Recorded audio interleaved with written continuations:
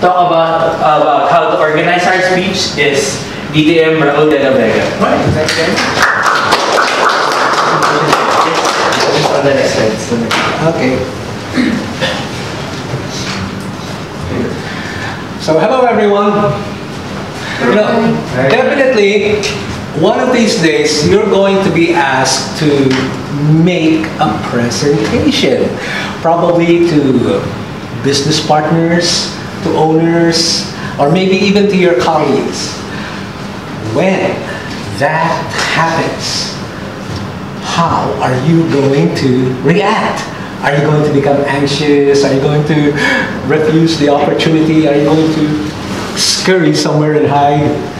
Well, today, what I'm going to do is I'm going to show you what you can do so that you'll be able to prepare an outline of your presentation. You'll be able to organize your thoughts so that you don't ever have to worry about meeting the challenge of presenting, no matter how big the audience you're going to have. Later on, I'm going to share with you some techniques on what you can do when you organize your speech. You see, basic is you have your introduction, the body, which would have, for a 5 to 7 minute speech, 3, maximum of 3 points. You could have 2 to 3 points, but nothing more than 3 points, and then conclusion. Remember, if it's 5 to 7 minutes, 10% for the opening and conclusion. So you've been asked to prepare your speech. First question you'd like to ask yourself is, what is your purpose? At the end of the presentation, what is it that you want your audience to remember? That's going to be your purpose. Now, you have the choice to inform, entertain, persuade, or convince them to try something, or to inspire. Now, you can combine two. Usually, in most speeches, they combine entertainment and inspiration, but then it's all up to you. Here is an outline that you would like to try whenever you make your speech projects. I suggest this because you're going to tell something about yourself. Share your experience. Tell a story, make a point, tell another story that's related to it. And team, when you make your presentations, the best practice, for those of you who participated in the table topics, that's a good way of getting started because it's going to teach you a very important technique. And this technique, which is helpful in preparing your speeches: story, message, game. Use this technique whenever you practice in table topics because it's going to serve as the building blocks whenever you make your presentations. So when you use your story, message, game, outline, start off with your story. Make sure your story is complete. It answers who, what, where, when, how, and why. These will be the building blocks of your story. Once you're done with the story, move on right away to your message. What is the key point that you want your audience to do? What is it? Maybe you want them to start saving money, or maybe your message is you want them to be punctual, or perhaps your message is you want them to invest in certain stocks. So be clear with that message. State it in just one sentence. And then the game, very important. Let them know what their benefit will be. It's possible they're going to save money, they're going to save time, or it's possible that they will help the environment, or maybe they'll get closer relationships with their family. Are you ready for a demonstration? All right. Well, so let's pretend this demonstration you would like to share with the audience the importance of not bringing mobile phones in the secured areas of your facility. So how would you like to be able to keep your phone and not worry about your phone ever being confiscated? Well, let me share you how following our security protocols will help you keep your phone You see, one time while I was in one of the training rooms, one of my trainees found out that there was a mobile phone, an iPhone 6 being charged. And they said, hey, Sir Raul, look, there's a mobile phone being charged here. I said, oh gosh, we better turn it over to security, otherwise we might get in trouble. So what I did is I got the mobile phone and I turned it over to security. The guard was so happy. Gosh, now he has something to show to his superiors, having found an unauthorized phone. And at that moment, as I went back to my training room, I thought that everything would be fine. Unbeknownst, later on, the owner of the phone came over to the room and said, oh, I just need to get something at the back of the room. And I said, oh, she must be the owner of that phone. So I told her, hey, you know what? Your phone is over with security. Of course, she went over to security to claim her phone back. But, you know, security had turned it over to the next department, information security. It's that IT group that makes sure that the phone doesn't have any private files that belong to the company. And they're not just going to take a look at it and give it back. No, the supervisor of information security would have to look at the entire phone, look at all the data. Now, can you imagine? Your phone is with strangers who can look at every picture, video, message, record in your phone, every private detail. The stress of that is very unnerving. You know, my message to all of you, make sure that whenever you bring your phones in the office, make sure you secure it. Your benefit is you don't ever have to worry about your phone getting confiscated and missing out on important messages. Best of all, you'll know that your information in that phone stays with you. Okay, now let's pause for a moment. Let me just ask a few questions. What was I trying to do? Was I trying to persuade, entertain, inform, or inspire? What do you think? Inform. Two things, yeah. Inform and persuade. That was fun because I wanted to inform you about the security measures of the company, the policy of the company. And I was doing my best to persuade you, please do not bring your mobile phones to the high security areas. You have a policy like that in the office, don't you? Yes, if something says, okay. Now, I know that you're with admin. If you were to tell people, please don't bring your mobile phones to the high security area, out of 10, how many violators would you expect? Probably 7. 7 would violate. But if you would gather them during the orientation and share them, your experience, a personal story, involved in this way, I can guarantee you, they'll think, oh my gosh, I don't want that to happen to me. Now, do you remember what kind of phone it was that we were talking about? It was an S, iPhone 6. Now, team, the reason for that is whenever you share the story, make sure that the details are there.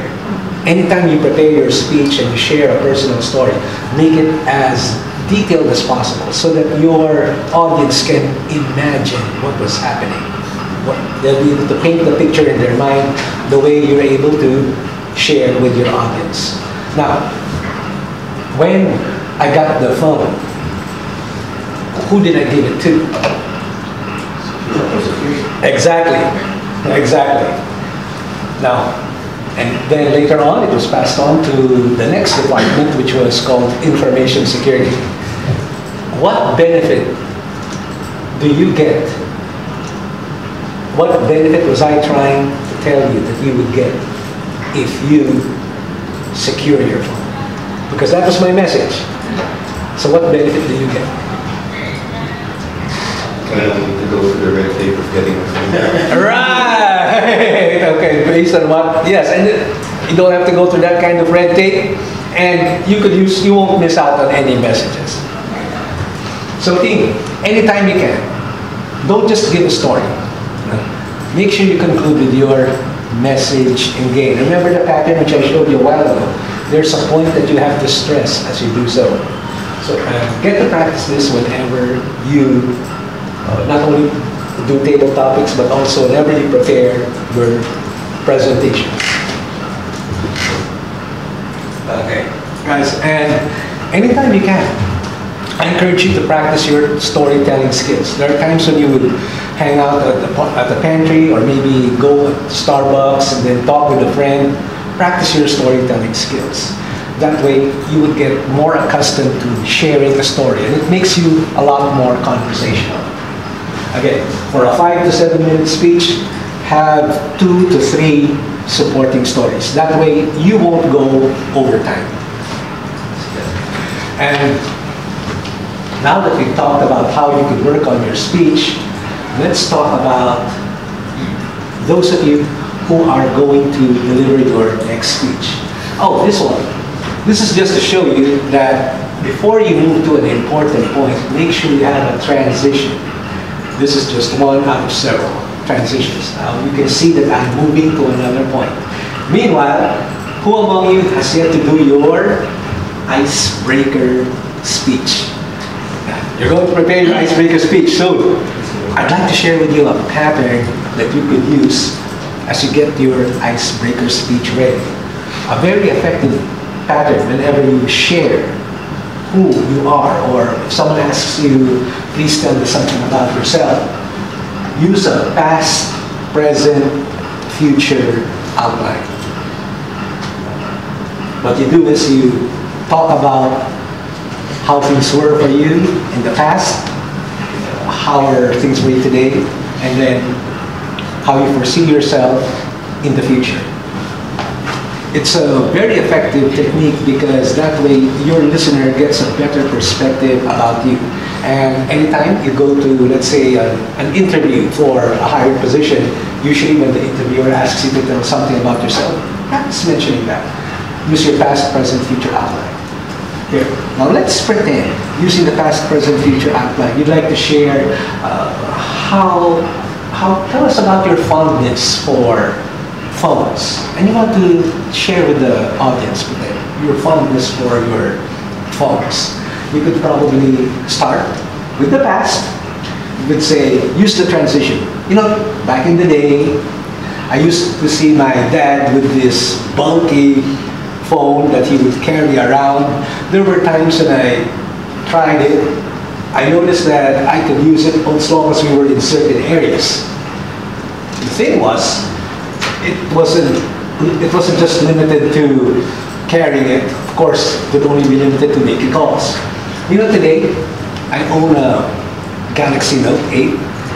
I can watch videos, I can catch on what's happening on Netflix, I can also use Skype, or I could use it for playing games. In the future, maybe I'll use wearable technology that shows a holographic image of who I'm speaking with, and I'll have a better perspective on what videos are. Now, when we talk about the future, there's no wrong, there's no right, because once more, remember, that is your perspective. Now, what have we learned so far from what I've shared with you?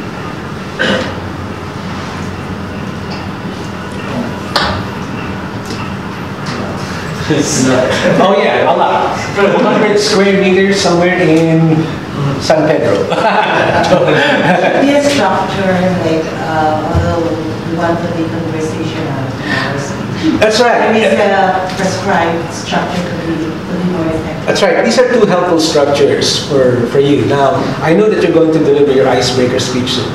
Use a past, present, future outline. Focus on one area and talk about how it was in the past, today, and in the future. Please don't start off by just saying, oh, my name is Jim. I was born in Quezon Province. I like cooking, etc., etc.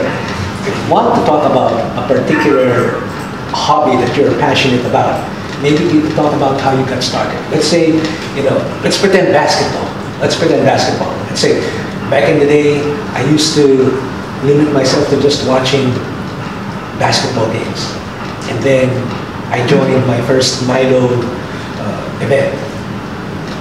Today, I am a proud member of the company basketball league. I'm shooting forward, etc. Along the side. And then in the future, I'll most likely coach youth teams. Not only will I guide them as a leader, but also I will be able to interact with families. So past, present, future, all focused on your key hobby, which is basketball.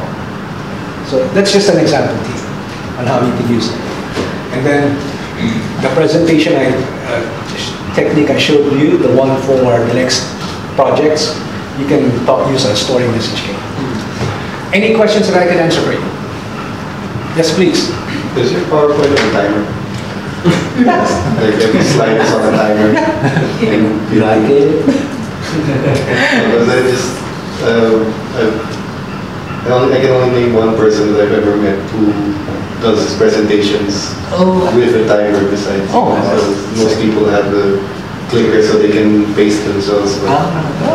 You know what? Here's my suggestion. You could also do the same thing when you prepare your icebreaker speech. Do the same.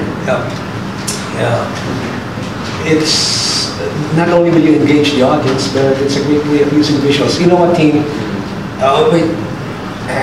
It's nice that you considered that idea. Nigel, right? Yeah. Give it a try. Give it a shot. Yeah.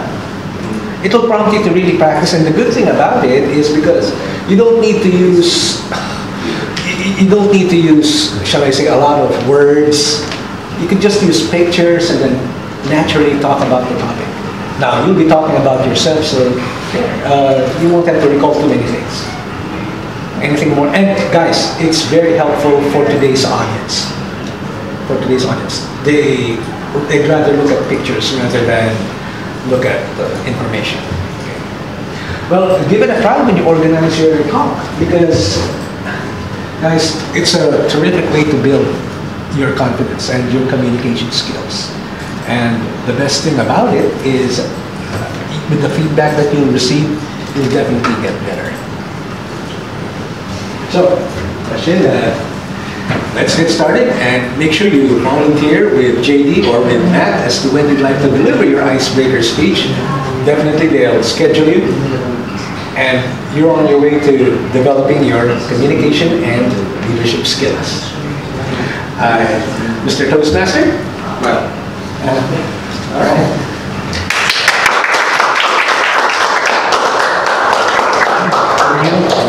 DM Raul. So, wasn't I right? Did you learn a lot from that 10 to 15 minute speech? I did. So thank you, DM Raul.